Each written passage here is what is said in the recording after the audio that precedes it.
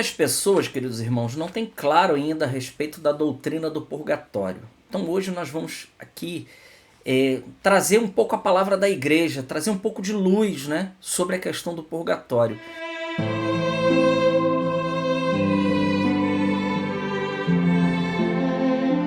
Ainda muito mal compreendida por muita parte dos cristãos. Então vamos tentar hoje esclarecer o máximo o que a igreja, por exemplo, ensina a respeito da doutrina do purgatório.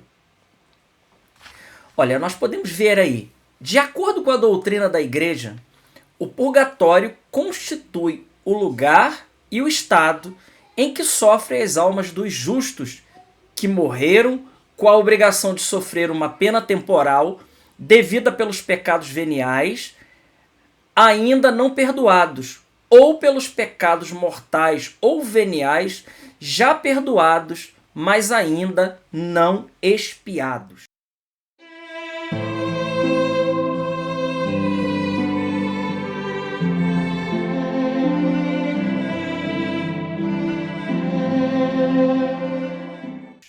Veja, essa é a doutrina que a igreja coloca a respeito do purgatório. Nós precisamos lembrar o seguinte: todo pecado, ele gera duas penas. Ele gera uma pena eterna, que é a mais importante, e ele gera uma pena temporal, que exige uma satisfação. Então toda essa questão, ela exige que ela seja reparada. É uma questão de justiça, né? A justiça de Deus, ela precisa ser reparada diante do pecado. Quando nós vamos à confissão, a pena eterna, que é aquilo que poderia fazer perder as nossas almas, essa pena ela é apagada, mas fica ainda a obrigação da satisfação da pena temporal. Então é isso que a doutrina do purgatório nos ensina. Quando a igreja diz então que os pecados veniais não perdoados, né, ou os pecados veniais e mortais já perdoados, mas ainda não expiados, ou não foi pago ainda a justiça pelo aquele pecado. Então fica uma pena, existe aí uma pena chamada de pena temporal. Isso é tranquilo da gente entender quando nós olhamos para essa realidade da igreja. Por exemplo, uma pessoa que morre, não estando em pecado mortal, tendo seus pecados mortais já perdoados, essa pessoa, ela não vai para o inferno. Porque se ela cumprir os mandamentos, então ela está em estado de graça. Mas ela não está ainda totalmente purificada. Então também ela não vai para o céu. Ora, se ela não vai para o céu e se ela não vai para o inferno, então esse estado e esse lugar que a doutrina da igreja ensina é o purgatório. Esse lugar intermediário, aonde as almas ali, elas vão então, de fato, se purificar para poder chegar a Deus, expiar as suas faltas que foi cometidas aqui nesta vida. Depois, essa doutrina, ela foi definida por pela igreja nos concílios de Lyon. Aí está aí no Denzinger, 464. O Denzinger, ele é um livrão grosso, tem lá o compêndio das declarações, das principais declarações conciliares dogmáticas da igreja. Então, no Denzinger, no número 464, Concílio de Lyon, Florença, Denzinger 963, e o grande e extenso Concílio de Trento, no número do Denzinger de 840. Então, esses três concílios, Lyon, Florença e Trento, definiram essa doutrina que nós acabamos de ver ainda agora. Bom, agora tem um detalhe, né? Existe aí a palavra dos protestantes, especialmente, né, com Lutero, com Calvino, com Zwinglio, que deturparam totalmente a doutrina do purgatório. Eles não só negavam o purgatório como as indulgências, mas também negavam a Santa Missa. Então, Lutero, Calvino e Zwinglio, eles negavam as indulgências, eles negavam a missa e, consequentemente, negavam também o purgatório. É preciso que a gente possa entender aí esse erro protestante, entendeu? Ó, A doutrina do purgatório foi negada pelos albingenses, valdenses, hussitas e protestantes. Lutero começou em 1517 por negar o valor das indulgências, dizendo que não tem valor diante de Deus para a remissão da pena devida pelos nossos pecados. Depois ele sustentou que a existência do purgatório não pode provar-se pela Escritura, que nem todas as almas do purgatório têm a certeza da salvação, que não se pode saber se são ou não capazes de merecer. E ele admite ainda que elas pequem por tentar fugir ao sofrimento em busca de repouso. Ora, a doutrina católica, como diz aí o texto, ela diz que no purgatório todas as almas estão em estado de graça e já não pecam mais. Então, por aí nós estamos vendo aí todo o erro protestante a respeito da doutrina do purgatório. Isso é importante para que a gente possa entender, queridos irmãos, que o purgatório não é uma invenção da igreja. Não é uma invenção da igreja, não. O purgatório é uma realidade. É uma realidade que nós precisamos estar atentos a isso, a cada uma dessas situações. A igreja condenou solenemente este erro no Concílio de Trento, no Danzig 840. Se alguém disser que a qualquer pecador arrependido que tenha recebido a graça da justificação, se lhe perdoa de tal modo a ofensa e de tal modo se lhe apaga a pena eterna, que não lhe resta qualquer obrigação de pena temporária para pagar, quer neste mundo, quer no outro, que seja no purgatório, antes de poder entrar no céu, seja anátema. Veja, isso aqui é uma definição conciliar.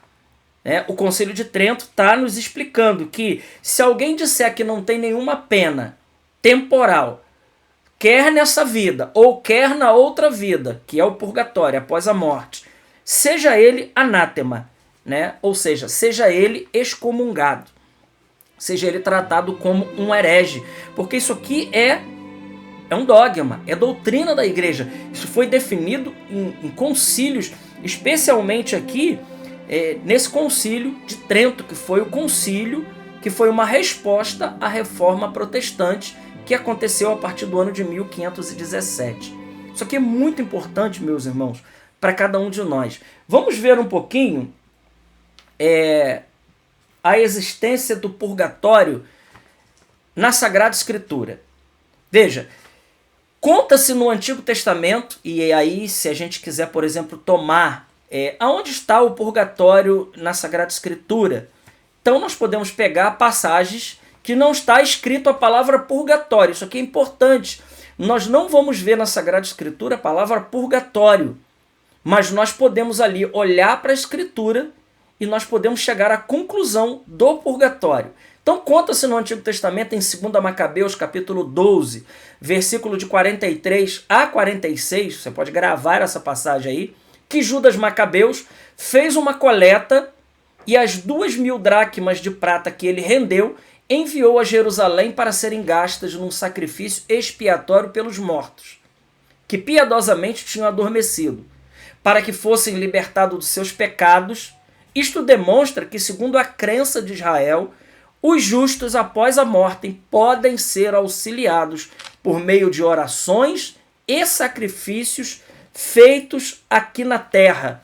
Então, rezar pelos mortos é um santo e piedoso pensamento.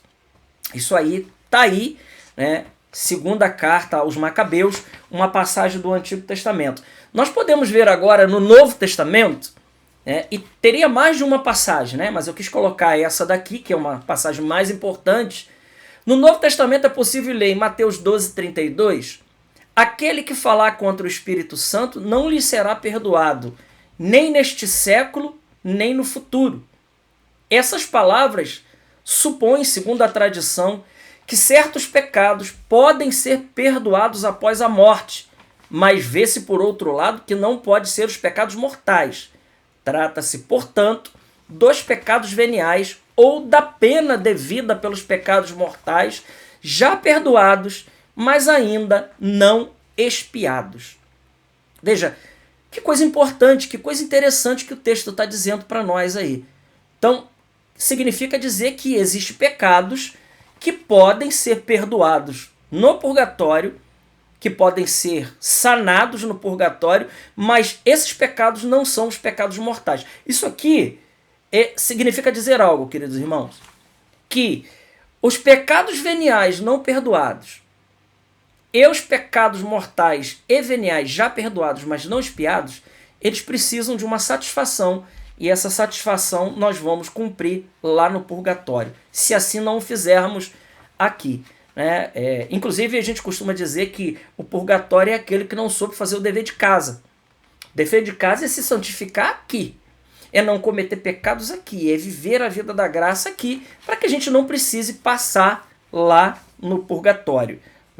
Então tá aí na Sagrada Escritura a existência do purgatório, tanto no Antigo Testamento quanto no Novo Testamento.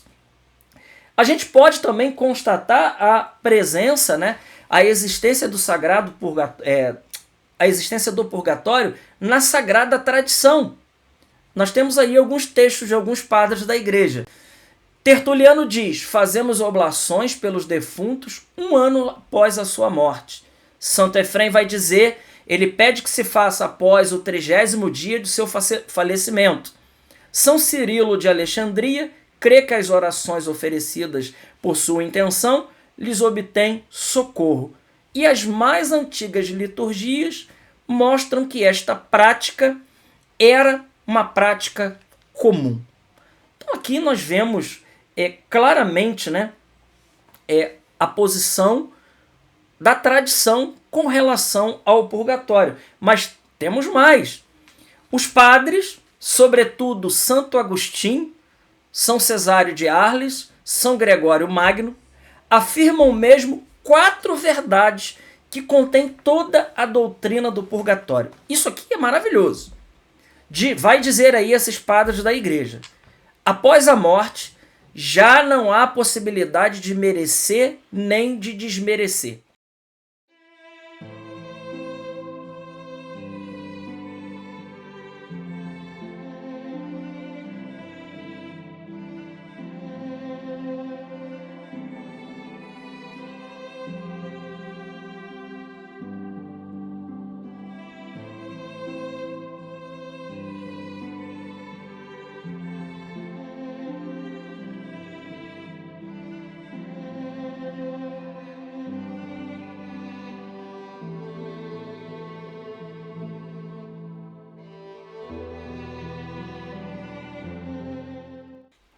Então a primeira verdade que os padres da igreja traz para nós a respeito do purgatório é essa: após a morte, já não há mais possibilidade de mérito.